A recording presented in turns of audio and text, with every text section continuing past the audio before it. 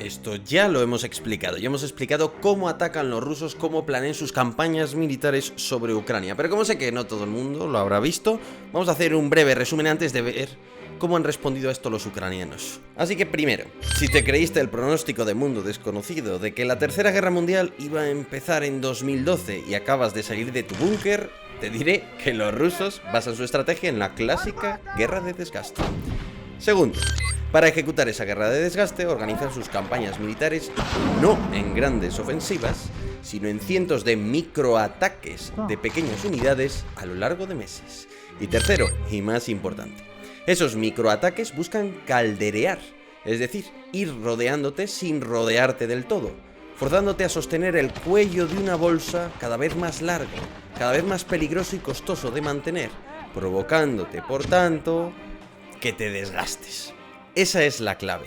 Y aquí es donde viene la segunda parte, porque si lo que os acabo de resumir brevemente es la estrategia rusa desde otoño de 2023, ¿cuál es la estrategia ucraniana para responder a esto? O dicho de otra forma, ¿cuál es la mejor manera de contrarrestar la estrategia rusa, el modo ruso de hacer la guerra que es tan peculiar en Ucrania? Y antes de lanzarnos a responder, hay que tener en cuenta una verdad muy simple. La guerra de desgaste surge cuando existe un equilibrio de fuerzas militares que impide el avance de una de las partes. Que a ver, eso no significa que ambos países sean igual de poderosos. Claro, por ejemplo, ya sabemos que la Federación Rusa posee una reserva demográfica o una masa de materias primas netamente superiores a las de Ucrania.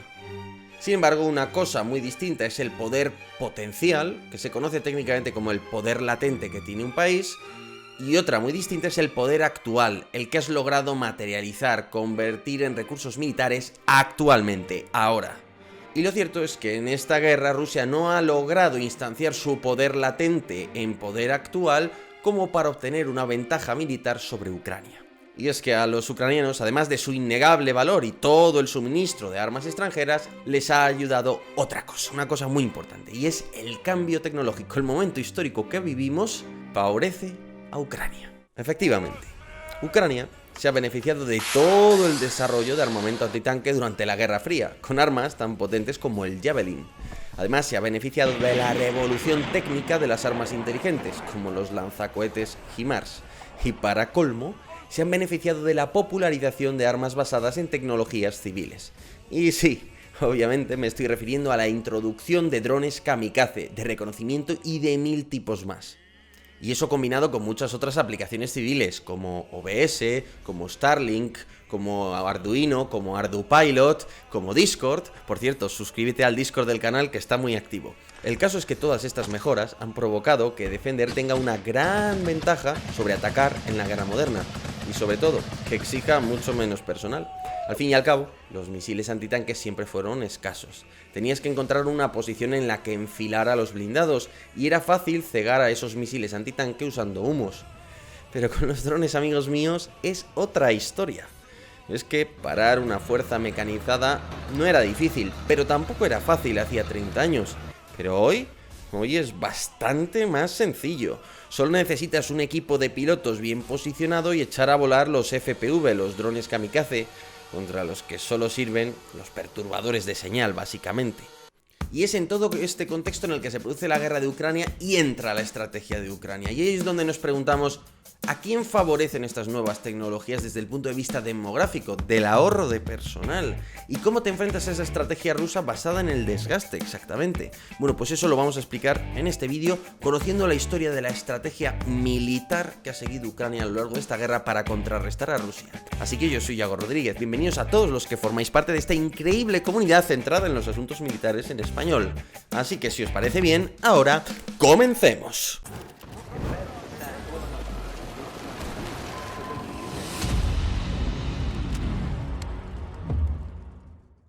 Con el fracaso de la contraofensiva de 2023, Ucrania tuvo que reaccionar a la estrategia rusa. Para eso optaron por plantear una auténtica guerra de posiciones basada en una defensa a ultranza del territorio. Básicamente un Bakhmut 2.0 que se repetiría en Avdiivka, en Kupiansk, en Chasiv Yar y en tantos otros lugares del frente. Y al principio parecía que todo iba a ser una repetición de la batalla de Bakhmut, es decir, una defensa a ultranza del territorio por parte de Ucrania en la que los rusos iban a tener que estar permanentemente estampándose contra una defensa frontal hasta tomar cada localidad con grandes sacrificios. Sin embargo, al concluir la batalla de Avdiivka, quedó claro que no era exactamente lo mismo. ¿Por qué? Pues porque tras la batalla, un sector entero del frente ucraniano demostró estar más debilitado de lo normal.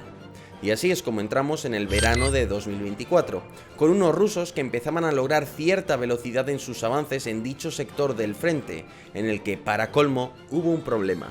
Y el problema es que durante el tiempo que se había podido ganar gracias a la batalla de Avdiivka, se habían estado construyendo fortificaciones detrás de Avdiivka para luego poder sostener el frente.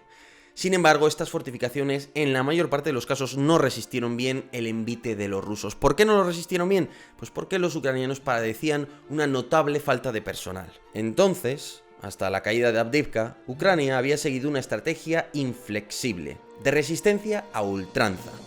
Pero a medida que pasaba el tiempo, la estrategia rusa seguía pasando factura y no parecía amainar. A veces incluso parecía lo contrario, parecía que iba a más. Y no me extraña que fuera a más, porque no es hasta mayo de 2024 cuando los ucranianos al fin decretan el estado de movilización general. Hasta entonces todo había dependido de reclutas voluntarios. Sin embargo, la movilización no fue para nada sencilla. Las Fuerzas Armadas tenían un problema fundamental de información. No sabían cuánta gente quedaba en el país, en qué estatus estaba, dónde vivían. Mucha gente se había desplazado del este de Europa. Es decir, era un problema fundamentalmente de información y también de equipar a tantísimo personal.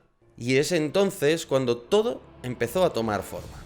Al concluir la batalla de Avdiivka, que terminó mal para Ucrania, con un cerco que atrapó a varios cientos de tropas, una retirada que salvó in extremis a los defensores en el último momento y una batalla en la que se había perdido muchísimo material y personal en las últimas semanas solo para abastecer dicha posición. Y como digo, es más o menos a la vez cuando se decreta la movilización general de Ucrania. Es decir, son unos meses de verano a otoño de 2024 en el que la situación es preocupante. La movilización general se acaba de decretar y va a tomar muchos meses en ser eficaz. Hay una carencia crónica de tropas en el frente, la ayuda americana está congelada. Y ese es en el momento en el que los ucranianos se dan cuenta de que, joder, la estrategia rusa les está empezando a imponer unos costes con los que no están pudiendo gestionar la guerra. Y por eso ahí es cuando realmente los ucranianos empiezan a diseñar, a desarrollar la antítesis, el antídoto, vamos a decirlo así, de toda la estrategia de desgaste rusa. Y básicamente lo que plantean los ucranianos ya no es una defensa a ultranza del territorio, sino una defensa conservadora, que intenta ser ahorrativa, que intenta preservar fuerzas de cara a la duración del conflicto. En realidad, esta adaptación que efectuó Ucrania no es nueva, pues se trata de la misma línea general que tuvo que seguir Irán frente a una Irán mucho más poblada durante la guerra Irán-Irak, que tanto me gusta mencionar. Y la pregunta clave de la estrategia ucraniana en el marco de una guerra de desgaste inevitable impuesta por Rusia era: ¿cómo puedo hacer que los rusos se desgasten mucho más que yo? ¿Cómo hago que su estrategia de desgaste se vuelva contra ellos? Y la respuesta es relativamente sencilla. Los rusos básicamente te lanzan decenas de microataques frontales que te irán mellando y te irán rodeando. Y durante todo ese proceso, algunas unidades propias quedarán atrapadas en aldeas y trincheras muy expuestas. Sin embargo, durante el propio proceso de ataque, los rusos sufren muchas bajas y están obligados a avanzar a través de campos de minas y drones a pecho descubierto. Y por supuesto, sufren unas bajas altísimas durante todo ese proceso de ataque, especialmente en la parte inicial. Pero llegará un momento en el que habrán forzado tus flancos, te empezarán a calderear y habrá un cuello del que dependen tus refuerzos y evacuaciones. Y es entonces cuando serán ellos, los rusos, quienes empiecen a cobrarse un peaje, quienes te desgasten más a ti que a ellos mismos. Y cuanto más largo sea el cuello y más tiempo dure, mayor será ese peaje. De ahí que no interese cerrar del todo el caldero, de ahí que interese calderear, no el caldero. Y es en esta fase cuando los rusos intentarán recuperar los recursos invertidos, maximizar el desgaste que te infligen y de esta manera intentar recuperar la inversión inicial en asaltos frontales para romper el frente que han estado efectuando. Es decir, que si aplicas la estrategia inicial de Ucrania de resistir a ultranza en cualquier pedazo de terreno, como sucedió en Bakhmut, llega un momento, una fase en la batalla en la que probablemente le haces el juego a esa estrategia rusa porque te quedas ahí fijo, estático, defendiendo algo porque hay que defenderlo y ellos te siguen rodeando y hacen que ese peaje que tú tengas que pagar vaya a más y a más y a más. Por tanto, la primera medida a adoptar es consentir las retiradas y la pérdida de territorio. Al fin y al cabo son pueblos o ciudades abandonados y arrasados por la guerra, que ya no tienen un gran valor real. Así que es mejor inversión preservar fuerzas y contener el avance del frente, salvaguardando al resto de la Ucrania no machacada por la guerra, aunque eso sea a costa de perder más territorio. Y esta idea se ha visto claramente reflejada en el comportamiento ucraniano durante la batalla de Kurahove, que estaba en una situación muy similar a Bakhmut o Avdiivka en otros momentos. Y que sin embargo en esta ocasión, lejos de pretender una defensa a ultranza, los ucranianos han optado por una retirada gradual. Es decir, han mantenido la posición el tiempo mínimo necesario para facilitar una retirada ordenada, pero sin facilitar un calderear largo por parte de los rusos. Por tanto, primero, ceder territorio. Segundo aspecto, mantener la frontalidad, por tanto, preservar siempre los flancos, no el centro. Es decir, hay que procurar que los rusos siempre tengan que atacar frontalmente. Por tanto, es mejor ceder mi centro que ceder mis flancos. En este sentido, si antes defendías la plaza de Bakhmut, aún permitiendo que los rusos tomaran sus flancos, pues ahora sucederá lo contrario. Procuraré sostener los flancos de Bakhmut a toda costa, incluso permitiendo a los rusos avanzar por el centro de la propia ciudad. Es decir, se trata de que no me tomen los flancos y me coloquen en una situación de calderear. Prefiero que se metan en la ciudad y la vayan tomando a que me tomen los flancos y entremos en esa fase de tener que calderear. Se trata en el fondo de hacer que todos los ataques que hagan los rusos sean siempre frontales, que no tengan ninguna ventaja, ningún momento de recuperar la inversión de fuerzas porque te han puesto en una posición mala. En resumen, hemos visto que la estrategia ucraniana lo primero que ha hecho para enfrentarse a Rusia es aceptar la pérdida de territorio, nada de defensas a ultranza como se hacían hasta hacía no tanto. Segundo, nada de ceder los flancos, ahora cedo el centro antes que los flancos de mi campo de batalla. Y tercero, el tercer gran factor para Ucrania es aprovechar las oportunidades, porque sí, el ataque usualmente es más costoso que la defensa. Pero, a medida que se desarrollan las batallas, se abren ventanas de oportunidad que pueden permitir desgastar mucho con muy poco. Por ejemplo, si sabes que los rusos han ocupado una oposición en una casa aislada. Pero resulta que dentro de esa casa, al comunicarse por radio en abierto, tu unidad de guerra electrónica ha captado esas comunicaciones y se ha enterado de que los rusos están aislados en la posición, sin apenas munición y con varios heridos, y están solicitando refuerzos. Y es ahí cuando un comandante hábil, con una reserva mínimamente motivada, puede entender que para eliminar o capturar a esos soldados y aniquilar la posición rusa, constituye una oportunidad si se decide actuar rápido.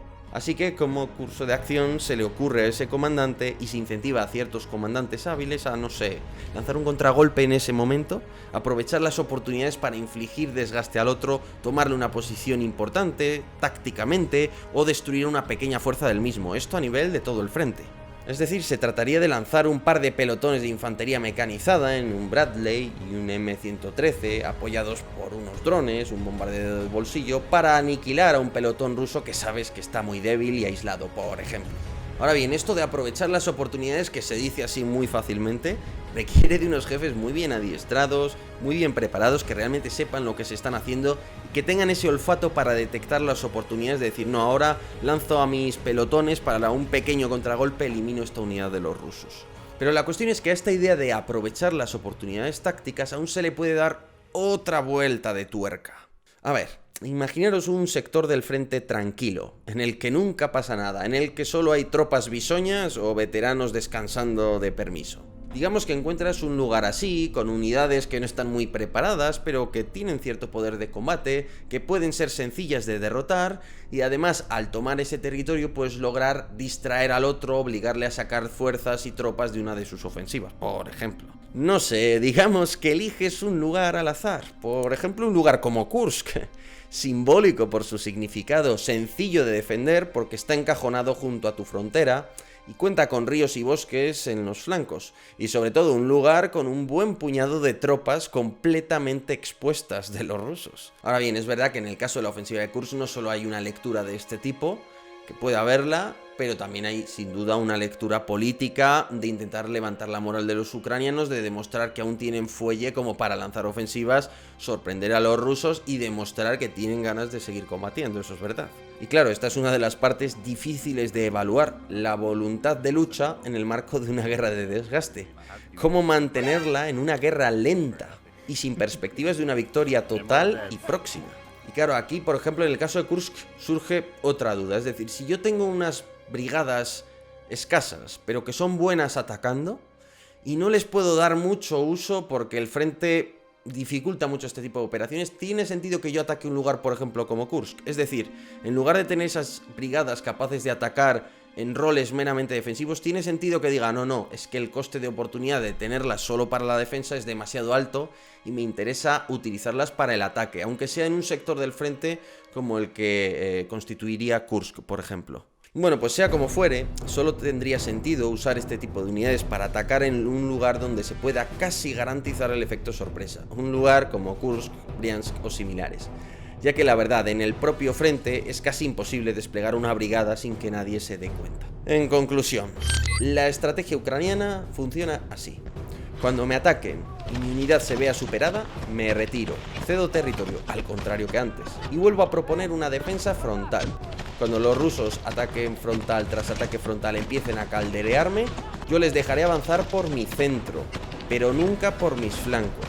No quiero llegar a una situación en la que dependa de un corredor. Y por último, cuando vea que existe una oportunidad de coger a los rusos desprevenidos, la aprovecharé y organizaré un contraataque local para infligir bajas. Por tanto, esos tres elementos: ceder territorio, evitar que te tomen los flancos y, por supuesto, aprovechar oportunidades para infligir bajas. Creo que resumen bastante bien la estrategia adoptada por Ucrania, sobre todo a partir de la derrota en la batalla de Avdiivka, para enfrentarse a esa estrategia de desgaste de los rusos, puesto que era demasiado oneroso y no se podían permitir sostener cercos como el de Bakhmut en situaciones tan complicadas y tan costosas para los recursos de Ucrania. Por lo menos este es mi resumen del antídoto o de la reacción ucraniana a la estrategia de desgaste rusa. En todo caso, decidme qué opináis. ¿Qué opináis de la estrategia? No insultando, que hay gente que tiende a insultar, por favor. Así que nada, como siempre, os he dejado toda una serie de vídeos en las que podéis disfrutar, por ejemplo, de las estrategias de Rusia y Ucrania en la guerra, una lista de reproducción que os dejaré ahí abajo al final de este vídeo también. Y por lo demás os invito a apoyarme, a hacerlo en Patreon, una donación que os permitirá tener acceso anticipado a abundantes vídeos de este canal. Así que lo dicho, como siempre, muchísimas gracias a todos por estar ahí y hasta otra.